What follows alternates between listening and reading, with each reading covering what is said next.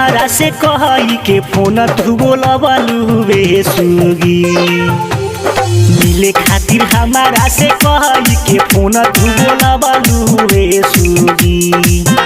अरे घर में बोला के अपना भाई से लाके पिटवलू वे सुगी। अरे घर में बोला के अपना भाई से लाके पिटवलू वे सुगी।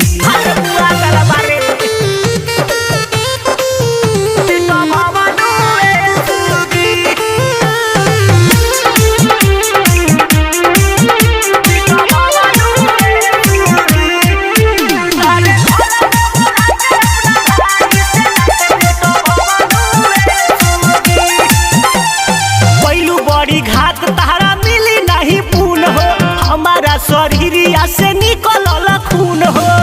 अरे अभी ले खून बहता है। पहलू बड़ी घात तारा मिली नहीं पून हो। हमारा शरीरिया से निकलल खून हो। मीठी मीठी बोली एक बोली जानो हम केलू भवलू रे सुगी। मीठी मीठी बोली एक बोली जानो हम केलू भवलू रे सुगी। घर में बोला के अपना भाई से लाके पिटवलू रे सुगी। घर में बोला के अपना भाई से लाके पिटवलू रे सुगी।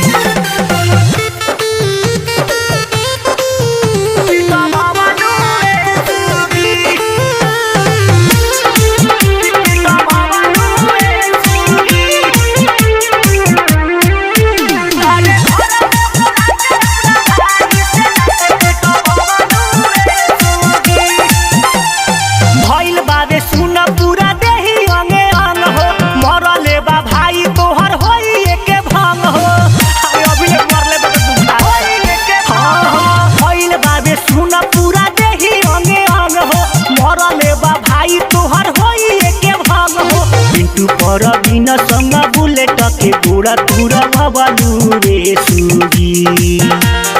पिंटू पर बिन संग बुलेट के पूरा पूरा भवलू रे सुगी। अरे घर में बोला के अपना भाई से लाके पिटवलू रे सुगी। अरे घर में बोला के अपना भाई से लाके पिटवलू रे सुगी। अरे क्या गोहडी हमार जोड़ छोड़ दिल बारे दादा। ATM recording studio Chhapra बहास।